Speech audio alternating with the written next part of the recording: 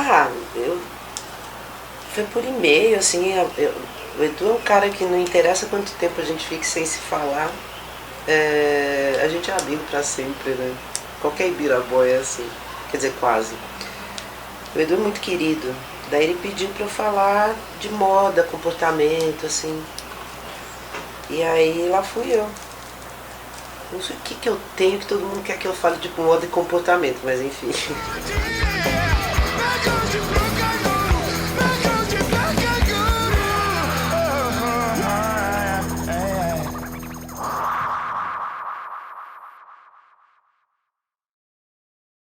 Eu não soube porque o Edu coordenou tudo. Então, acho que o ET falou dos anos 90, o Cezinha falou da Idade da Pedra, eu falei do Paleolítico, essas coisas. Anos 70, dos 70 até onde eu sabia, nos 90, né? E o que, se eu não me engano, foi lançado num dia do skate no Centro Cultural. Ah, foi legal, assim, foi no Centro Cultural, tava todo mundo, reuniu um monte de pessoas dos 70, dos 80, dos 90, que era uma coisa muito difícil de acontecer, porque, né, tinha uma crica, assim. Mas foi bem bonito. Naquela época eu já não tava na tribo, eu sempre fui da tribo, mas como sempre fui patrocinado, eu estava no sul, estava viajando com meus patrocinadores, daí o pessoal me entrou em contato comigo e a gente está com um projeto chamado Onda Dura. Você quer participar desse projeto? Cada um vai falar sobre uma década, né? Você quer falar sobre a década de 90? Eu falei, pô, a década de 90 foi que eu participo desde a década de 70 como ouvinte, né? Comprava revista, ia nos campeonatos, curtia meu skate. 80, assim, só fui a encaminhar no profissionalismo a partir de 88, 89. Então quando eu tive essa oportunidade, eu falei, tô dentro. Além de poder acompanhar toda essa trajetória. O que eu imagino que eu vi foi que o pessoal dos anos 80 meio que exigia uma reverência do pessoal dos anos 90, não estava errado, concordo, mas os 90 têm a personalidade deles. E como é um bando de homem, pode até ter mulher skatista, mas é uma porcentagem baixa e era mais baixa ainda naquela época. É natural que o macho que esteja chegando queira tirar o macho alfa, eu acho a velha história dos leões, né? E depois, com a idade, o pessoal dos anos 90 começou a entender o pessoal dos anos 80, porque acabou calçando aquele sapato. Porque as novas gerações vão chegando sempre no skate, tem menino chegando hoje. E exige uma... Acho que é porque o começo pro pessoal dos anos 80, 70, foi muito difícil ser aceito nas comunidades do skate da época. Então acho que eles queriam também fazer as iniciações, que nem veterano de faculdade. Não sei. E também algumas pessoas dos anos 80 tinham um modo de narrar o skate muito datado. E como o skatista é sempre antenado no que está acontecendo agora e amanhã, o skatista está sempre na frente, é muito difícil aceitar aquele formato rígido, né? Então era outro som, era outra história, era outra realidade de vida, já não tinha mais o fantasma da ditadura, já não tinha mais, sabe, nada com política, já é uma geração muito menos preconceituosa, né? Mas eu acho natural, acho super natural. Isso é assim em qualquer movimento. No samba é assim, movimentos fortes, né? Punk é assim, o hip hop é assim, os old school exigem uma reverência. Nem todo mundo está disposto a ser reverente e depois entende, porque a irreverência é própria do skate. É parte do encanto do skate, é a irreverência. Per, eu pensei nesse livro porque eu sou muito ligado a livros, eu sou muito ligado à literatura. Tanto que quando eu deixei o skate aqui no Ibirapuera em 81, porque eu pratiquei o skate de 79 a 81 com muita intensidade. Mas quando eu deixei, eu fui para o ramo da literatura, eu fui para o ramo da escrita, eu fui para o ramo dos livros. Eu amo livros, eu lancei já vários outros livros. Então isso estava no meu radar. um dia. E quando surgiu a efeméride, digamos assim, né, das 3 décadas, estava sendo completado naquele momento, eu falei, agora eu não vou deixar escapar. Não vou deixar escapar a oportunidade. Porque já era um projeto que já vinha de um tempo anterior, conversando com uma pessoa, com meu irmão que é do ramo editorial também, o Bolota. Conversando, eu lembro de ter tido uma reunião com o Márcio Tanabe, lá onde ele morava, fui na casa dele, conversamos, mas a coisa não decolou. Ok, porque é um projeto de envergadura, você falar de 3 décadas, né? Mas quando se aproximou dos anos 2000, eu falei, são 3 décadas completas, né? Anos 70, anos 80 e anos 90. Vamos lançar um livrinho para falar dessa história. Então, eu fui procurado pelo Edu, porque ele estava com a intenção de fazer um livro a respeito da história do skate no Brasil, né? E como a gente viveu praticamente, porque o Edu, a gente era Ibiraboy ali em 87, 88, andamos muito juntos, e depois ele saiu da cena porque teve que estudar, trabalhar e tal, e depois de um bom tempo ele se formou escritor, e aí ele falou da intenção dele de escrever algo sobre o skate, mas como ele estava um pouco fora, ele precisava se atualizar. E nessa parte, né, de pesquisas e tudo mais, ele usou muito material que a tribo já tinha, o que ele foi buscar da Overall, por conta do Bolota estar bem vinculado à parte editorial da revista, mas ele queria outras informações. Então nessa parte eu ajudei bastante ele nesse sentido, né? Tipo, apenas para ligar alguns pontos, algumas arestas que estavam soltas ali, né? E eu ajudei ele a fazer a parte comercial e ainda apoiei com uma cota de patrocínio do livro, né? Como URG.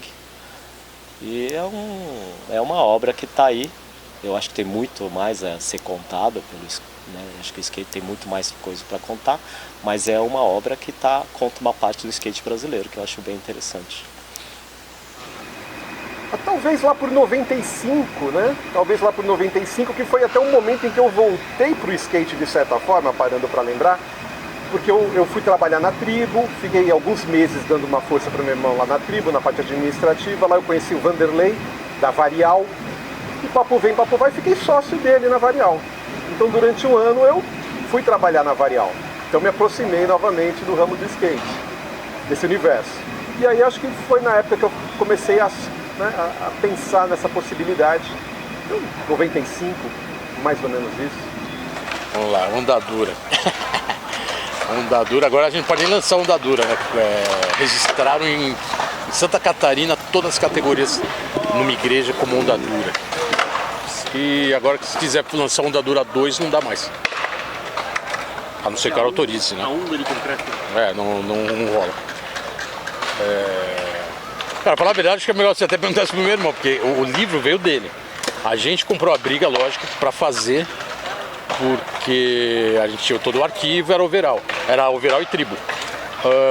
Tanto que no final deu uma certa briga, né? Porque a gente chegou a dar muita atenção pro livro, e quem estava na época na administração da tribo era o Márcio. E a gente ficou ajudando muito o meu irmão a fazer o livro e tal, até porque era eu escrevendo uma década, o Girão escreveu pouco, mas tinha o ET. E aí o Márcio ficou puto com o lançamento do livro, falando, pô, como que vocês me lançam um livro e deixam de fazer a tribo atrasou, um monte de história. Aí, mas lançou, o livro lançou e tal. Pera, eu acho que o skate, talvez como todos os esportes, mas é um esporte que eu pratiquei, ele fica muito impregnado em quem pratica. Quem pratica vive com muita intensidade. Acho que o skatista até um pouco mais que outros, né? Então, assim, eu vivi tão intensamente aqueles momentos, toda aquela emoção, toda aquela vivência do skate lá, 78, 79, 80, o freestyle, as amizades feitas, a convivência diária praticamente. A gente vinha todo dia para o Ibirapuera. Então isso fica e você vai acompanhando a evolução, você vai acompanhando, de repente, os declínios também. Você, né, mesmo que seja de orelhada, você está vendo o que está acontecendo. Até diferentemente de outros livros que eu lancei, que eu fui o editor e o autor, então estava tudo sob meu controle, eu escrevia, eu pesquisava. Esse livro do skate eu quis fazer diferente, até porque eu chamei o meu irmão, trabalha numa editora, voltada para o skate, então eu quis ficar mais no papel de editor, vamos dizer assim, do cara que ia conseguir fazer, do cara que ia conseguir reger esse trabalho. Porque eu diria que é um livro denso. Você ter a pretensão de fazer um livro que cubra 3 décadas do skate, você tem que falar, pô, eu tenho que fazer um livrinho legal. Assim, ele tem que ser, no mínimo, legal. Pode ser que ele não seja ótimo, mas ele tem que ter alguma lógica interna. Então eu pensei assim, não vai ter o meu tom, vai ter o tom de autores. E aí o meu irmão o Bolota foi uma espécie de consultor editorial. E nas conversas que nós tivemos, a gente pensou em 3 pessoas para escrever os períodos relativos, né? Começou com Cezinha, que vivenciou como poucos ou como ninguém os anos 70. E foi bem legal. Então, em 99, quando surgiu esse projeto do Edu Brito, eu tô dentro até o talo, velho. Que vai poder... E na verdade foi o meu...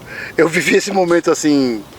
Plenamente skate foi de 90 a 99, até essa edição do livro. Então acompanhou a minha carreira, acompanhou os eventos dos anos 90 inteiro.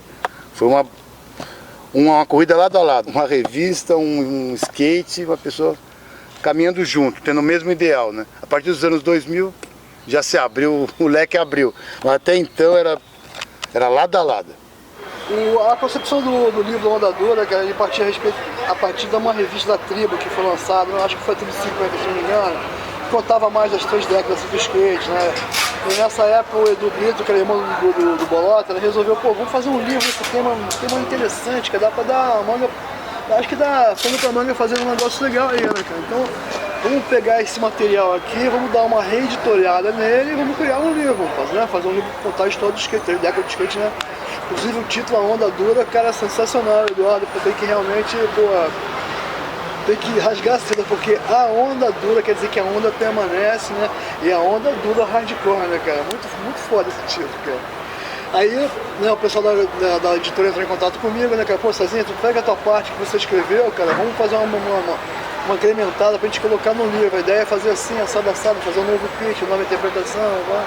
Que eu fiz, né, cara? Eu passei o texto pra primeira pessoa, comecei a falar a respeito de mim, meu primeiro texto, eu lembro que anos 2000 eu tô aqui, não tem carro voando, né? Eu comecei mais ou menos assim e fiz a minha parte que me foi dada para cumprir.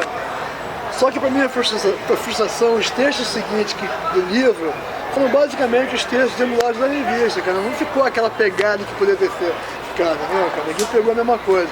Teve o Guto que entrou com uma parte extra, a Cecília fez um arremate no desenho de arte, mas poderia ser um pouquinho mais cuidado o tema, entendeu? E uma coisa que eu acho que vale a pena, cara, tem que fazer uma reedição desse livro, cara, porque é história, merece. Olha, eu diria que ele é praticamente o que nós propusemos no começo. Ele tem um material, um papel de boa qualidade, é um papel grosso, digamos assim, né? Ele tem um tamanho diferenciado para valorizar as fotos, ele coloca as fotos em destaque nas páginas, então os textos vão nas páginas e as fotos vão ao final dos textos. Então é um design editorial que a gente teve do livro que permaneceu. O Shin foi o editor fotográfico, então ele escolheu 90% das fotos, ele escolheu. Eu posso ter optado por uma ou outra, mas esse foi um trabalho que o Shin executou, e muito bem executado, por sinal, até porque ele é um fotógrafo excelente. Olha, o que eu acho é que na época que a gente fazia revista braçal analógica, era muito caro colocar foto. Então quando saía foto, assim, a gente tinha um limite para cromo, um limite para PB, porque era caro. Depois da era digital perdeu sentido, que era muito, você pode pôr muita foto na revista o tempo todo, o tamanho que você quiser, que não encarece. Acho que era uma questão disso mesmo. E eu acho um pouco positivo por um lado, porque nem todo patrocinador abraça um skatista até o fim. Muitos chegam, são oportunistas, usam skatista, se lançam e depois dão um pé na bunda.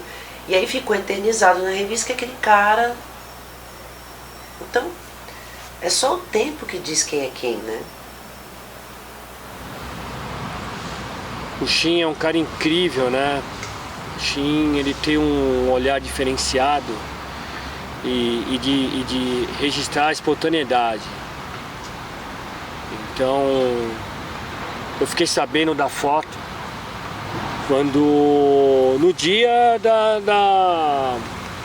do lançamento do livro lá no Centro Cultural. Foi lá que eu soube. Não tinha internet naquela época, né? Os caras jogarem a capa antes. Cara, a Onda Dura foi um projeto tão único, né, e tão bem realizado, bem acabado, apesar das limitações todas, que até hoje está aí. Cadê a continuidade disso? Por que não houve mais iniciativas parecidas como essa? Por que não houve essa vontade de documentar a história como existe nos Estados Unidos, por exemplo? Existem 300 mil livros sobre skate, escrito ou fotográfico. Por que no Brasil tem um desprezo tamanho por documentar essa história? Né? Isso é uma pergunta que eu deixo aqui em aberto, entendeu? A Onda Dura foi feita lá, cara, na virada dos anos 90 para o 2000, e até hoje, são 17, 18 anos e nada. Tudo bem, alguns fotógrafos fizeram pontualmente com seus trabalhos individuais, né? Mas e aí? E a grande compilação da história do skate ao longo dessas 4 décadas, 5 décadas? Eu acho que falta um pouco dessa valorização da memória do skate, da história. Por isso eu acho válido o que você está fazendo, Pedro. Muito importante. Dentro da sua possibilidade, você está contando. Você está dando voz, você está documentando e deixando para a posteridade. Eu vou fazer meu livro, com certeza eu vou fazer. Estou tendo muita dificuldade em captar recursos. Mas vai ser um produto que eu vou deixar como um legado, como um documento histórico, porque afinal de contas são 3 décadas, 4 décadas de skate aí. Eu tenho um material que eu não quero deixar criando um mofo dentro de um arquivo, de um containerzinho. Eu quero deixar documentado. Olha, você tem que entender uma coisa. Nos anos 80, a gente conhecia todo mundo que andava de skate. Se eu ouvisse um barulho de skate, eu sabia quem era. Nos anos 90, ficou impossível. E saiu dos núcleos. Saiu do Ipira, saiu do MAN, e ganhou o mundo. Então, a história vai se perdendo a tradição oral. Né? A revista eternizou aquilo porque ninguém tinha câmera na época, ninguém tinha filmadora nem nada. Então a gente contou uma história, foi testemunha de uma coisa que hoje tem milhões de testemunhas, milhões de pontos de vista diferentes, né? E cada um conta a sua história. Existem hoje vários narradores para a mesma história. Foi muito positiva porque, digamos que o livro, né, a matéria impressa ainda era muito valorizada, né? Ela ainda é, mas hoje ela sofre uma competição. E o livro, quando surgiu, realmente surgiu como uma referência, então ele foi usado em eventos. O primeiro congresso de skate no Brasil até arrematou uma quantidade de livros para ofertar para quem participou, e saíram resenhas em vários jornais. Eu acho que cumpriu também o papel de estar divulgando. Uma coisa bacana que teve também, que tem um pequeno capítulo no livro falando do dia do skate. A gente tem um pequeno capítulo aqui que fala do dia do skate, do Turco Louco, né, que foi quem propôs na Câmara Municipal essa data, né? Ajudou a divulgar também o dia do skate. Então cumpriu diversas funções à época do lançamento. Tinha toda uma história de começar um livro começando uma década, né? O livro foi lançado em 2000. Então tinha já uma história do skate aí, e o skate sempre teve aquela sina, né? Aquela história dos 10 em 10 anos. Então, do começo dos anos 70 até o final dos anos 70 teve uma cena, aí o skate acaba, aí começa de novo nos anos 80 devagarzinho, aí vem crescendo, o skate vai se tornando popular de novo, chega no final dos anos 80, quebra de novo, some da cena, e o skate teve uma época que ficou com essa imagem de esporte modismo, né? De modista. Porque uma época tava bombando, todo mundo se empolgava, o skate é legal, aí sumia, skate não dá pra acreditar porque sempre sobe e desce, sobe e desce. E no final dos anos 90 o skate estava bombando, né? O skate já estava com uma postura de uma década inteira dos anos 90 campeã, onde o skate já estava se posicionando muito bem no mundo inteiro. Aí já tinha acontecido a vitória do Digo na Alemanha, já tinha a vitória do Bob no Canadá no mesmo ano, 95. Então de 95, começo dos anos 90 para cá, o skate brasileiro tomou muita força, né? Não só no Brasil como no mundo, os X Games. Teve um monte de consequência que fez o skate ter muito mais corpo e saiu desse rótulo dos 10 e 10. Chegou no final dos anos 90, a gente estava falando já no Brasil de 3 décadas de skate, né? 70, 80 e 90.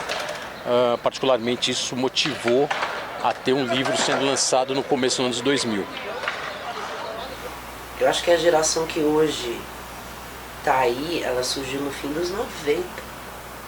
Tem essa história, a longevidade do skate, porque antes de você ter alguns anos em cima da tábua, filho, você não pode dizer que você é skatista. Tem vários caras hoje em dia que... Minha sobrinha fala isso. Que o povo fala assim, mas skatista é mal comédia. E ela fala, você conhece algum? Não. Ninguém conhece. Elas encontram pessoas que vestem determinadas marcas, que viraram marcas de boy. E o cara posa de skatista, mas você vai ver a roda tá zerada, não tem um arranhão no shape, o cara nunca fez. Ele mesmo não tem nenhum arranhão, tá todo mundo íntegro ali, que é impossível no skate, né? Então não tem ferida de guerra. Não é, claro que não é skatista. Então eu acho que eu não parei de esperar que as coisas exista uma união, outro aspecto importante. Falta união no skate, como sempre faltou. Apesar das diferenças, as pessoas não se unem, cada um corre pelo seu e sabe como é que é. A união. Eu vejo assim, ninguém constrói. faz, né? Ninguém faz. Quando você faz, alguém já teve aquela ideia antes de você. Então, aí vem um monte de gente querendo dizer que teve essa ideia primeiro ou querendo te barreirar. Entendeu? Então por isso, quando eu te falei, seja perseverante, que com o tempo as pessoas vão se aproximar de você. Essas pessoas que estão te criticando vão te dar valor. É o tempo. Entendeu? Então o valor se conquista pela sua iniciativa pessoal. Infelizmente, porque se você tentar agregar, vai ser complicado, você vai perder tempo. Ficar esperando dos outros, né, aquilo que você acha justo, não vai rolar. Entendeu? Infelizmente o skate brasileiro podia assim, ter muito mais valorização das pessoas que vieram do passado. Não só algumas coisas pontuais como Onda Dura ou Vida sobre Rodas. Vida sobre Rodas foi uma visão de como foi a história. Não é a visão geral. Tinha que ter várias outras pontos de vista para contar a mesma história, entendeu? Eu fiquei de fora de algum depoimento, eu não poderia ter ficado, eu não poderia estar dando um depoimento ali, porque que eu fiquei de fora de uma história importante do skate nacional, que eu participei, porra. Então, são interesses ali que favorecem um e desfavorecem outros. Nada contra, entendeu? Mas eu acho que tem que ter uma pluralidade de visões para a gente contar a mesma história. Para que cada um estabeleça o seu ponto de vista e falar, porra, soma um dado aqui com o outro e falar, porra, agora eu entendo como é que foi. Mas um aspecto só não vai contar a história como um todo, né?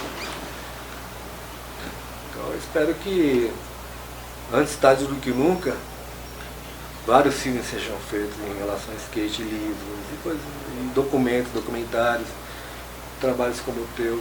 Valeu. Do YouTube.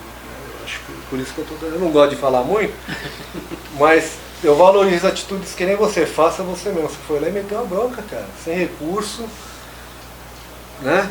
São pessoas que conhecem o assunto e eu dei liberdade.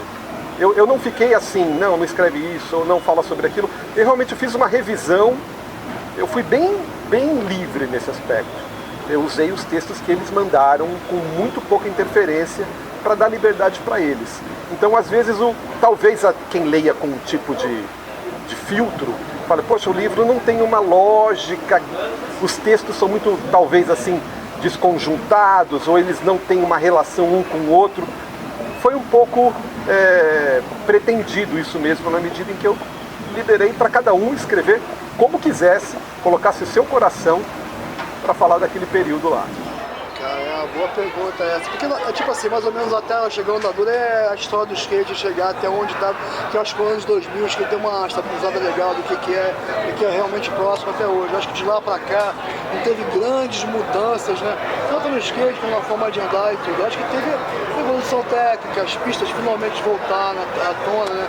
O skate está andando pra frente de novo, né? O Bull Ride tá vivo, tem a nossa mega rampa, né? Mas não teve grandes drásticas mudanças de 2000 para cá. Eu acho que mais mercado, né? O skate virou um esporte em si, né? Tem programa de televisão que é o X Games, ninguém fala, mas tá parando pro intervalo. Não, cara, o X Games é um programa de TV, não é um negócio que transmite.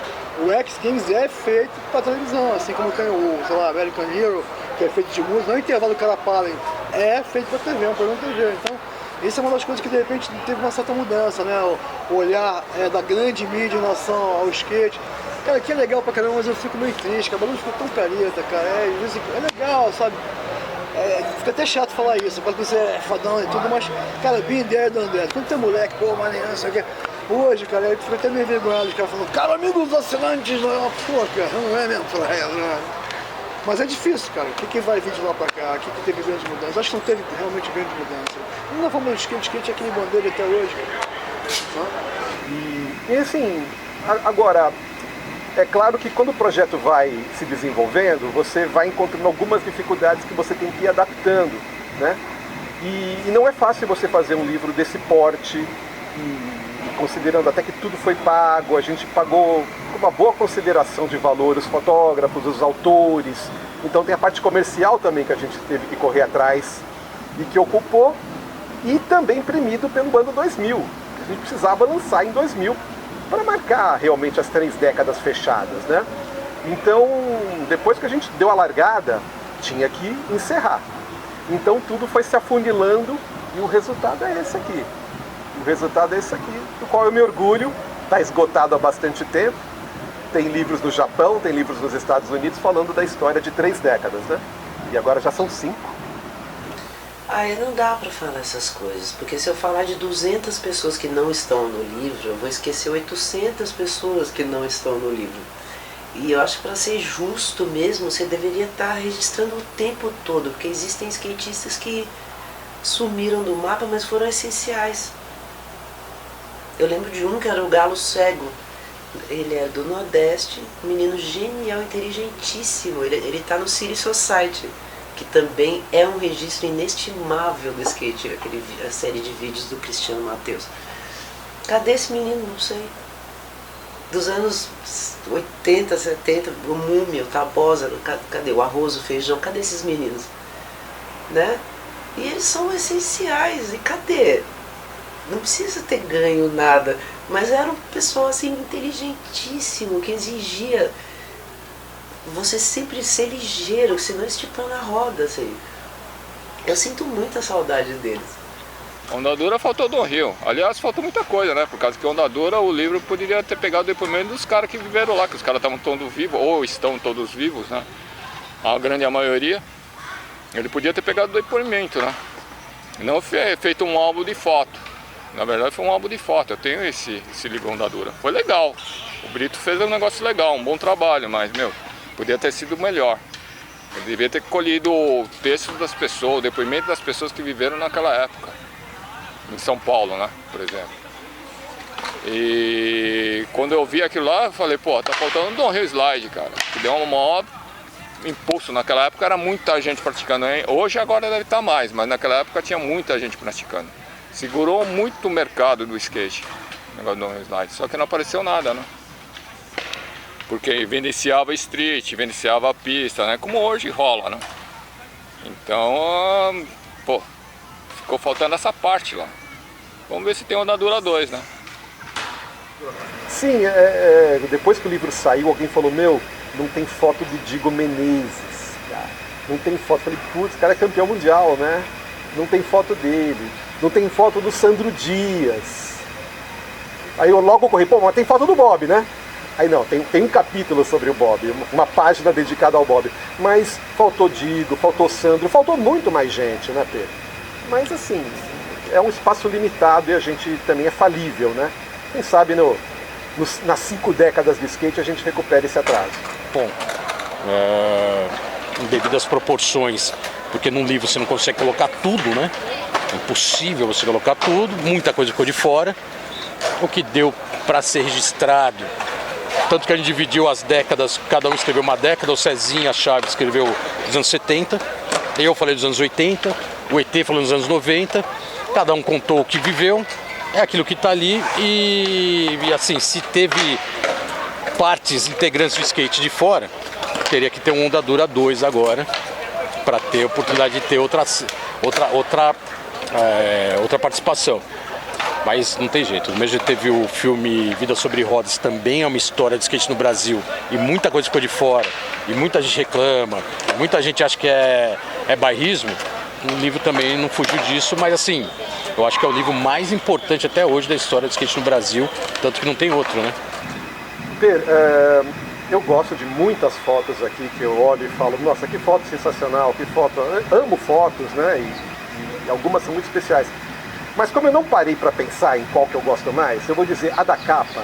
A da capa para mim é um achado. Assim, todos os livros que eu faço tem foto na capa e eu sempre falo, quando eu olho a foto eu falo, essa é a capa. Por quê? O Ari tá mandando uma manobra aqui que ele tá numa onda.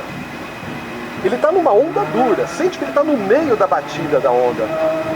Detalhe, um ZN lá em cima. Eu morei 20 anos na ZN, morava na ZN quando eu fazia esse livro aqui. Então, assim, essa foto de capa é o bastante, tanto que ela está na capa, porque ela sintetiza a onda dura. É porque eu achei esse nome, quando eu pensei nesse nome, eu falei, cara, você já tem o livro, você tem o mais difícil nome, né? O skate é isso, é uma onda que durou 3 décadas, agora já chegou a 5 décadas, é uma onda que permanece. É uma onda dura, não é uma onda líquida, é uma onda dura. Bom, a foto que eu mais gosto é essa da capa. Sim, que é o skatista desconhecido. Eu gosto porque podia ser qualquer um. Isso que é legal do skate, né? Pode ser qualquer um. Ainda mais com aquela calça larga, aquilo é anos 90, a gente sabe disso. Mas a gente não sabe quem está em cima, né? Pode ser qualquer um. E eu tenho um grande encanto pelos meninos da geração dos anos 90. Eu tenho grandes amores que vieram dali, então eu tenho muito carinho por eles. Bom, a Onda Dura foi um divisor de águas na minha vida, por uma foto espontânea do Shin, né? Num momento que o skate estava passando uma transição de uma decadência, aquela foto foi meados do início dos anos 90. E a importância que o livro traz de retratar todos os caras que fizeram uma participação importante, né, no skate. O skate chegou um momento que todos os nossos ídolos dos anos 80 praticamente tinham se apagado, né? E tava vindo uma geração da molecada dos anos 90 que basicamente não tiveram oportunidade de participar ou ir nos campeonatos, porque não era essa conotação que tem hoje do pai levar numa pista de skate, né? Você sabe do que eu estou falando, né? Então, o livro, a importância de um livro como Onda Dura é realmente registrar toda uma história. Então, do Cezinha Chaves, ali o Greco, o Shin, o Folhinha, né? Bolota, Tron, Jun, Formiga, Bruno, porra, Porquê, Kid. Foram caras que doaram tanto sangue para algo que tinha um ponto de interrogação, não tinha uma profissão, né? Ganhar dinheiro, ganhava-se uma grana, mas parecia que era um sonho de um adolescente ali que estava curtindo um movimento. Que uma brincadeira que virou negócio e deu todo esse parâmetro que é hoje. Então o Onda Dura, ele fincou aí eternamente uma página de uma história para essa molecada agora. Eu acredito que valeria uma segunda edição, mas valeria também um relançamento de novos exemplares antes de lançar uma segunda edição para a molecada ver como é que era antes, né, os eventos da Pepsi, e um skate precário, poucos tinham um skate que condizia a você evoluir. Então eu acho que tem uma importância tão grande. E na minha carreira eu nunca dei muita importância para foto. A partir do livro a minha vida mudou, né? Mudou porque eu percebi que espontaneamente eu tinha entrado no cenário. Mesmo ainda tendo amizade com a galera e os anos 80 a conotação era muito campeonato. Se você não se desse bem no campeonato, você não era um bom skatista. Eu tinha um problema crônico, né? Naquela época de fobia, os eventos eram demorados, né? E essa época eu era amador, então o evento amador tinha, tinha 200 skatistas, cara. Nossa! Você chegava lá às 7 horas da manhã e saía às 10 da noite. Então era difícil, era um cenário bem difícil. Então, só tenho a agradecer aí ao ET, ao Girão, ao irmão do Bolota, né? O Bolota, o pessoal da tribo, o Cezinha, todo mundo que escreveu e fez o livro, né? Era uma editora do meu irmão, chamada Parada Inglesa, concepção dele total. E como a gente já fazia tribo, tinha todo o arquivo da Overall dos anos 80, tinha todo o arquivo da tribo dos anos 90 à disposição para lançar um livro. E particularmente a gente conhecia todo mundo dos anos 70, então a gente deu uma garimpada aí nos fotógrafos dos anos 70, Jair Borelli, foi lá no Rio de Janeiro buscar imagens do Milton Barbosa, da Visual Esportiva. Então a gente conseguiu coletar o máximo de informação possível, de imagem importante, né, das décadas, mesmo as mais antigas, e fez a concepção do livro da melhor maneira possível. Uma preocupação maior que a gente sempre teve, até porque a tribo foi a peça fundamental, né, para ter as imagens e para ter esse histórico relevante no livro, a gente não quis deixar o livro com cara de tribo. Tanto que a gente chamou participação mínima, mas teve da 100%. A IE não existia mais, mas teve foto da capa da IE. Então assim, a gente quis ser mais abrangente. Lógico que como o arquivo era nosso, tinha muito mais histórico da tribo, mas a história era ser um livro realmente da história do skate no Brasil. Eu vou ser bem sincero, tá? Eu fui assistente editorial do livro, além de ter escrito a década de 90, eu fui chamado para ajudar também na seleção de fotos, o peso das fotos, entendeu? Então, putz, eu vou te falar, cara, tem uma foto ali que eu acho demais, já é dos anos, se não me engano, não sei se é dos anos 70 ou começo dos anos 80, que é um grind de front lá em Barra Mares. Essa foto entendeu? Porque tem aquela fase, né, como eu comecei a andar de skate em 76, anos 70, tinha aquela mística, né, do que é uma coisa inatingível, maravilhosa, entendeu? Isso é fácil, né? Você não tem dúvida nenhuma. A primeira imagem, a primeira foto que eu tirei de skate que saiu assim, revelado no papel, que é um Power Slide 76 em Nova Iguaçu. Aquela imagem ali pra mim destruiu de conga, barbudão, skate feito ali meio tosco, aquela imagem ali pra mim me diz o qual, então eu foquei aí, segue cuidado. Tem dúvida. 7,5. Ah não, Barra Mares, a escolha de Barra Mares por esse lado mesmo, né, cara? Primeiro que é um cult, né? Você via nas revistas brasileiras, nas Visual Esportiva, né? Você via Barra Mares, e daí você tá com essas fotos na mão. Uma das coisas que me atraiu, na verdade, a escrever tanto na tribo, ou no caso da Onda Dura, foi poder ter, que eu sempre gostei de foto, tá? Mais do que vídeo até. É ter as original na mão. Então ter isso na mão, para a tribo também. Quando eu entrei na tribo, eu poder ter aqueles original na mão, foi demais. E quando foi o livro Onda Dura, que o Bolota e o Girão conseguiram pegar todos os arquivos dos caras, então daí eu pegava aquelas Brasil Skate que eu comprava quando tinha 13, 14 anos de idade, eu pegava aquelas revistas e via a original, a foto original na minha mão, né, o slide, então, caramba, velho. E com o livro é a mesma coisa, né? Então, as fotos me atraem bastante, e as fotos dos anos, dessas fotos, principalmente de Barra Mares, é mais a Visual Esportiva, né? Que lembra um pouco a Action Now naquela revista, que era surf, skate, snow, né? Dos anos 80, quando tinha abaixado o skate, né, nos anos 70. Então essa foto aí remete, mas primeiro que eu não gostava dessa época, o skate, eu gostava mais do skate surfinho, né? Daí ele ficou aquele bolachão, com aqueles eixão, com aquelas rodas gordas assim, né? Então eu não curtia muito não. Então quando eu vejo essa foto, eu falei, caramba, que Barra Mar daquele copinzão. Então essa foto é a minha escolhida do livro, mas tem muita foto boa aí. Cara, o livro inteiro a gente fez uma seleção bem fiada, assim, do que deveria ser, marcante, inédito às vezes, ou importante para a história do skate. Não sei, cara, é uma foto que eu gosto muito, particularmente porque eu acho que eu tenho uma história fodida em cima disso, que eu acho que é o Bowl do Barra Mares, cara, uma foto do Come Rato, que eu gosto pra caramba dessa foto. Acho que por toda a história do skate do Rio de Janeiro, que foi pioneiro, esse bowl foi um dos primeiros bowls piscina, né? Praticamente hoje seria uma piscina, na época era um bowl.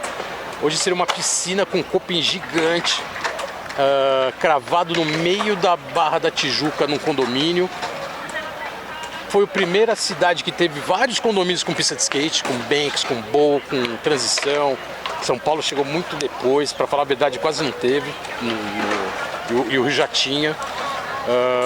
Então assim, e tem também uma história particular, porque eu postei esses dias uma outra foto que não tem nada a ver com o livro, mas uma foto da primeira vez que a gente foi no Barra Mares, acho que 79, eu, meu irmão,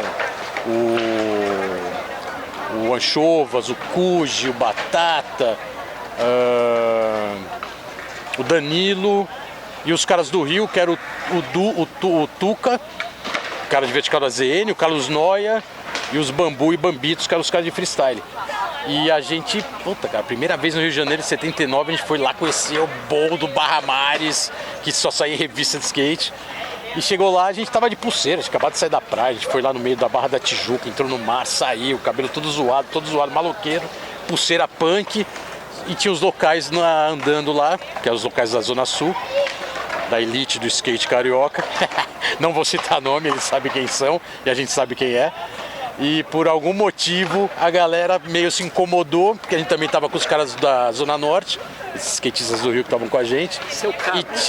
E tinha treta das ZS Zona Norte no Rio de Janeiro ainda naquela época do skate. E a gente foi expulso do Barra Mares. E é engraçado, hoje a gente tira isso como assim, tipo um folclore que rolou, mas eu postei essas fotos esses dias no Instagram e no Facebook e contei essa história. E é engraçado que um ou outro lembra de uma maneira, né? Eu tava lá nesse dia, eu lembro, né? Mas assim, o Barra Mares, se existisse até hoje, seria uma puta piscina, animal. Eu andei nela lá depois, comecei a andar em vertical. Então, eu não sei, acho que é uma foto que, particularmente, acho que é a história do skate no Brasil, pior que é no Rio de Janeiro, hein? Teve coisas legais, né, cara? Teve o Rio de vídeo, né? Teve coisas legais do Reboard, cara, que foi sensacional, né, cara? Pô, história dos decks e tudo. Tem muitas coisas legais, cara. Mas é tipo assim, eu nunca fui muito ligado diretamente no mercado, nem ligado diretamente na mídia. Como eu sempre reportei o meu estilo de vida, minha vida foi isso, pegar o nova de skate e gravar e mostrar o que eu fazia, né? Eu repórter. Então, eu não sou muito ligado direto nos nichos. Tem umas coisas que chegam pra mim, ainda mais hoje em dia, quando eu tô na TV, né, cara? Tem umas coisas que chegam pra mim, outras coisas que não chegam, né, cara? Mas as coisas que os amigos têm feito, cara, Vitão tem feito coisas legais, cara, o Everton, qualquer publicação que é feita off magazine, aquele negócio de cobertura, seja em vídeo, seja em mídias para impressa, que está morrendo, mas existe, é válido, cara. O Reboard deu uma pancada pra mim, quando eu vi, cheguei cacetado, só o jeito que foi feito, né, cara, o Sérgio para fora. O mais interessante de ter feito o livro é que teve, não foi muito, mas teve uma parte comercial, né, teve marcas patrocinando, anunciando, teve incentivo diretamente e indiretamente na época da política, que era via Turco Louco. Conseguir uma verba para ajudar, né, a realmente concretizar e publicar o livro. Então foi uma participação fundamental, né, na confecção e no custeio desse livro. Teve algumas marcas de skate, teve marca fora de skate, mas como tudo no Brasil e na parte impressa e de mídia, né, cara, tudo é bem difícil, né? Então, por mais que tenha se conseguido uma verba para isso, infelizmente todo o valor arrecadado, tanto da parte de anunciante, de verba de incentivo e da venda do livro, não pagou as contas. Então, isso é uma coisa que, infelizmente, o livro levou da parte negativa, tirando que foi toda a parte positiva, que o livro até hoje todo mundo quer, procura. Até hoje você consegue achar no Mercado Livre um livro ou outro sendo vendido a 300, 400 reais.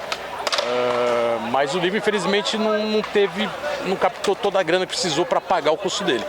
Então, no final, meu irmão acabou amargando aí um custo na editora dele. Mas eu acho que pela contribuição ao skate, logicamente, vendo por esse lado, foi fundamental. Puta livro legal pra caramba, com toda a história, com fotos inéditas, com esse apelo mesmo de marcar um esporte.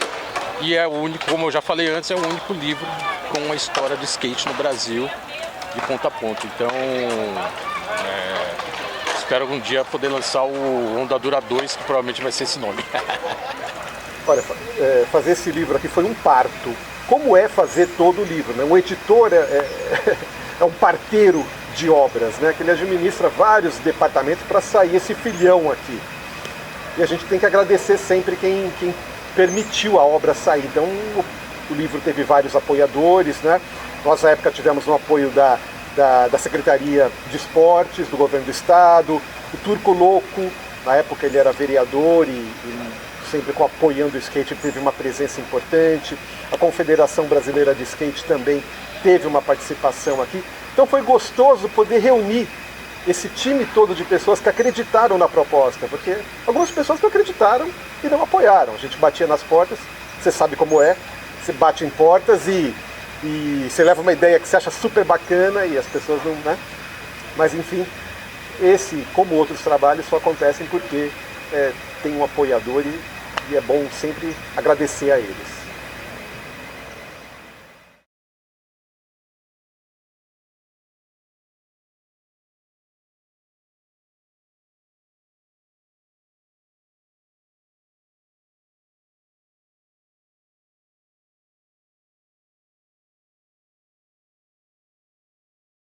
Mas eu sempre estive envolvido também com o pessoal de skate, muita amizade com o Folha, com o Folhinha, com o Piricanguru, com o pessoal todo que estava naquela época já andando e botando para arrebentar na rua. E eu acompanhava o pessoal que fazia muito skate de rua também, o freestyle de avenida, de sarjeta, street mesmo, uma coisa muito legal. Tem mais uma coisa que você lembre dessa época da equipe? O que eu me lembro é que foi uma época assim, uma das mais emocionantes da minha vida, porque foi muito cheia de adrenalina. O bicicross freestyle e o skate é uma coisa que carrega adrenalina de um jeito que você fica sem dormir 3 noites depois que faz uma sessão de foto com os caras. Eu cheguei até a ensaiar alguns passos de skate, mas não é a minha área. Bicicleta eu faço qualquer negócio, mas de skate não consigo ficar em pé em cima das 4 rodinhas. É uma pena, mas eu não me sinto frustrado. Tudo que eu registrei do freestyle, do skate, me deu uma satisfação enorme pro resto da vida. Perfeito. Tem alguma coisa que você lembra assim engraçada que aconteceu na época? Alguma coisa de viagem que sempre acontece alguma coisa? Os tombos que eu levei tentando andar de skate, né? Caí sentado assim um monte de vezes, tinha que amarrar travesseiro na bunda para não machucar muito, mas não deu certo, não acabou, não aprendi a andar de skate e não estou frustrado por isso. Estou feliz com o que eu realizei em prol do skate no Brasil, que eu acho que foi uma contribuição muito espontânea e que serviu para desenvolver o esporte e chegar no nível que está hoje. Que está casca, viu? O pessoal do skate está fazendo umas coisas que até Deus duvida. Obrigado, viu, Jota? Obrigado a você por essa oportunidade e um grande abraço para os skatistas, para os ciclistas, para os motociclistas, todos que fazem freestyle, que é uma coisa alucinante. Um grande abraço para vocês. Tchau!